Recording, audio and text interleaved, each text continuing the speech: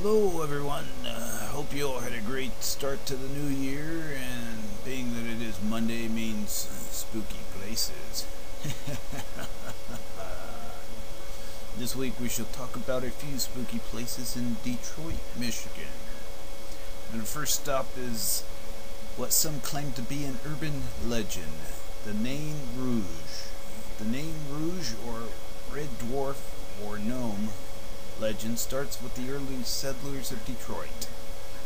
Although his origin remains unknown, the ugly, spiteful monster with piercing eyes and rotten teeth plagued early Detroit settlers, bringing on forewarning of misfortune whenever he appeared.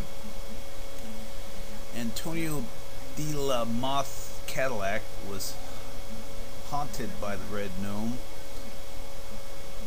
Antonio de la Moth Cadillac, the founder of Detroit, was haunted by the creature and soon lost his vast fortune and political standing. On July 30th, 1763, the Red Dwarf was seen stalking Captain James Dalyell on the banks of the Detroit River. The following day, the British captain and 58 of his soldiers were ambushed by Chief Potomac at the Battle of Bloody Run, the small tributary of the Detroit River which still flows through what is now Elmwood Cemetery.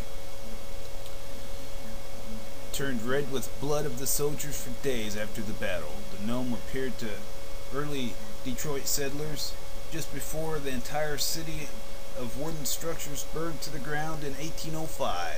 A blundering General William Hall claimed to have seen the Nain Rouge in the fog just before his surrender of Detroit to the British without firing a shot in the War of 1812. A woman claimed to have been attacked in 1884 and described the creature as resembling a baboon with a horned head, brilliant, restless eyes, and a devilish leer on his face. Another attack was reported in 1964.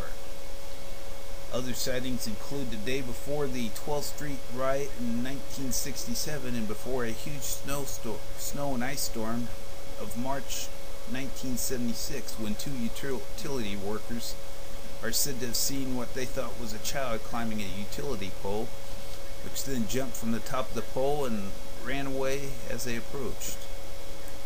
More recently, in the autumn of 1996, according to an article in the Michigan Believer, the Nain Rouge was spotted by two admittedly drunken nightclub patrons who claimed to both have heard a strange cawing sound similar to a crow coming from a small hunched-over man who was fleeing the scene of a car burglary. The creature was described as wearing what looked like a really nasty torn fur coat. Interesting. Now move to the Orchestra Hall. Ossip Gabriel Switch, the Detroit Symphony Orchestra's second music director and son-in-law of author Samuel Clemens, walked through his old office and rehearsal spaces in Detroit's Orchestra Hall. Hall was built as a prerequisite of the Gabriel Switch before he would lead the Detroit Symphony. Many maintenance and security personnel still find him walking around as if he was still the music director. And we move on to the Majestic, the Magic Stick. The Majestic is a theater on Woodwood. It is here where Harry Houdini did his final show.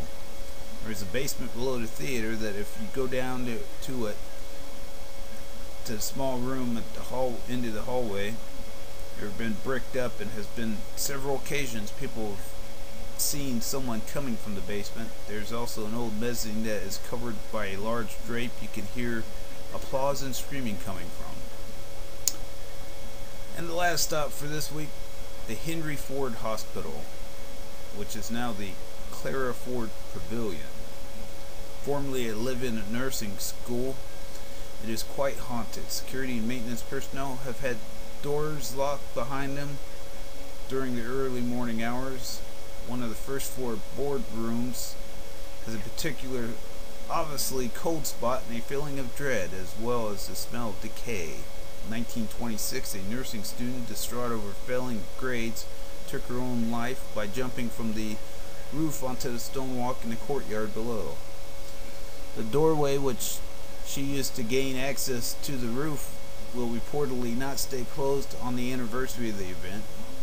A nurse there comes in the early morning to the basement section and always has to close the 75-pound lead door to the x-ray room, and she is positive they closed it every night before the last doctor leaves. Well, I hope you all enjoyed the tales for this week, and wishing you all a spooky night.